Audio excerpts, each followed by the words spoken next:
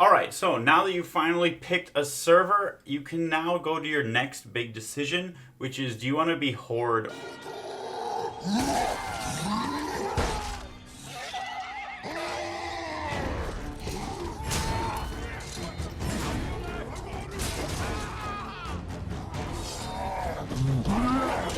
or Alliance?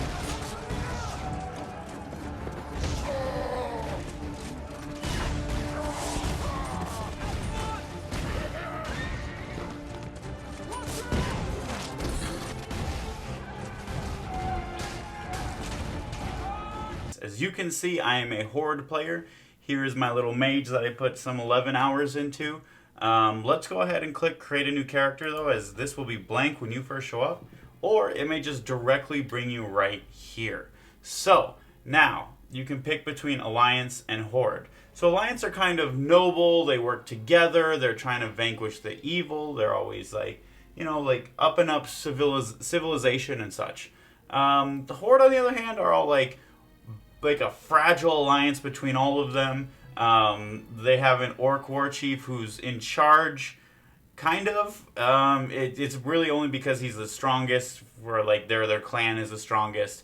Not necessarily, but like they're all kind of following in together on loose alliances. It's not all really there. It's a lot of tribes, a lot of brute force, a lot like just like be the best one, be the strongest. That's really the Horde. So there's not a lot that you really should worry about, except for like what type of cities do you like. Like these are really good examples of what the type of areas will look like.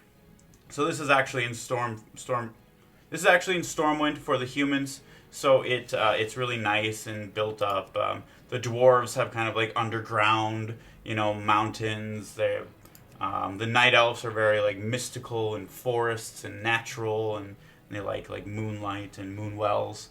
Think if you ever played Warcraft 3, exactly like that in here. I mean, that's where all the lore was really kind of taken from. Gnomes really similar to dwarves.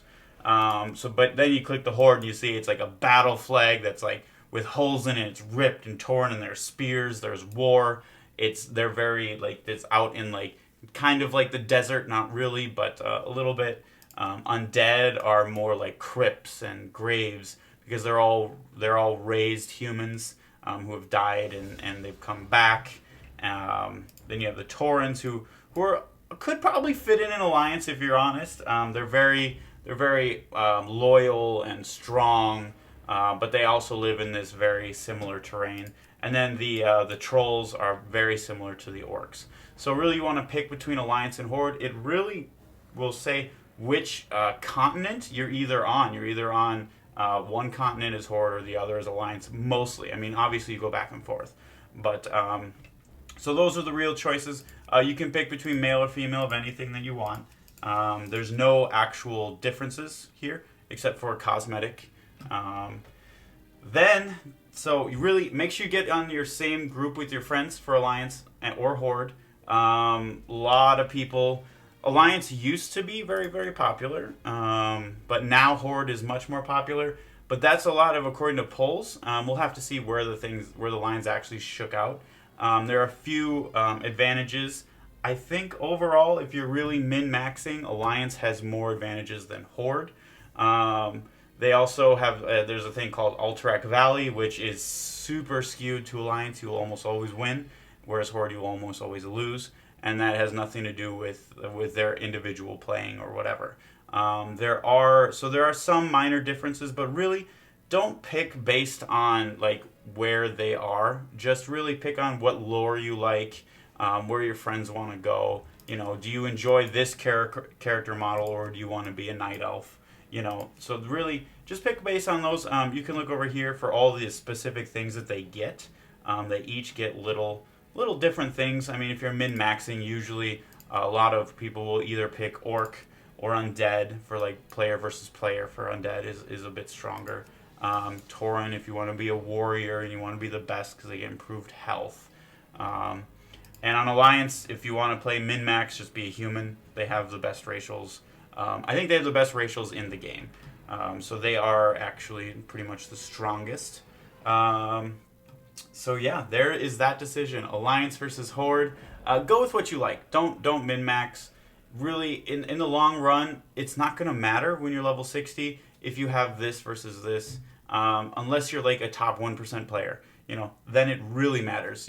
That tiny bit of difference, you're going to have to re-roll and do a whole new character. But 99+% of us, it doesn't matter. Go to where you think will be more fun. Which background do you like? Do you like this or do you like this?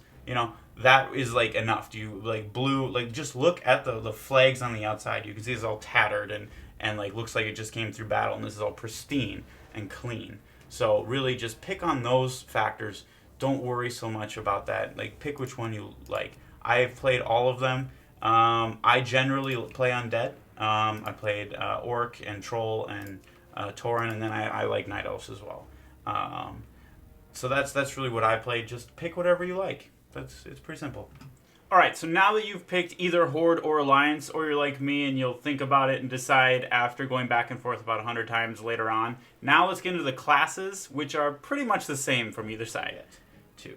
So the first one I'm going to go over is Warrior. So Warrior is a very difficult class to level. If you're playing casually, it's going to be you're going to have a very hard time doing it by yourself. If you're going to be going with a group of friends, like 2 to 3 and always leveling together, having a warrior is great. It's really, really good.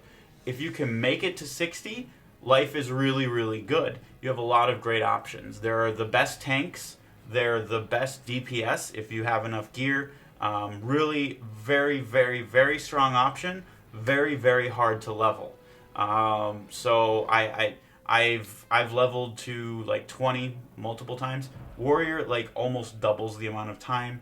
I die a lot more. It's a very difficult class to go early. Let's jump over to the next one I'm going to go over, which is Rogue. So Rogues are usually stealthy. They have an ability where they can go invisible for a little bit. It's not quite invisible. If things are close enough, they'll see you. And in Classic Vanilla, they see you from quite a ways away, unless you get some like improvements, which we'll go over later. So Rogue, they do a lot of damage. They're physical. They're up front, just like the Warrior. They're in your face. But the Rogues like to be behind the target. They like to like aim their attacks and get like specific like areas to give them additional damage. So really, they fall. So I guess I should explain this early on. There are 3 different types of classes that you can, or roles that you can fill. You can be a tank, you can be a healer, or you can be a DPS. And really, every raid or every basically group thing in the game needs one warrior, or one tank, and one healer, and then the rest DPS. Those numbers change and vary depending on sizes and stuff like that. But that's really the classic is a 5-man party, which will be 1 tank, 1 healer, and 3 DPS. So the warrior, he can tank and he can DPS. So he can do 2 roles. You can never heal as a warrior. So if you want to heal, you can't do that. Rogue, he can only DPS. But to be fair, he has very high DPS. He's one of the top ones later on as well. Rogue is probably going to be the most popular class out there. There are going to be a lot of rogues, so there are going to be a lot of people competing for loot. It's going to be hard, but they're fun. They're really fun. My second main was a rogue that I played a lot. Really a lot of fun. Great class. Pretty easy, honestly, to level. You can go invisible and skip things, and if you're in trouble, there are a lot of like on use of things that you can get yourself out of trouble. Whereas most of the other classes might just die in that situation.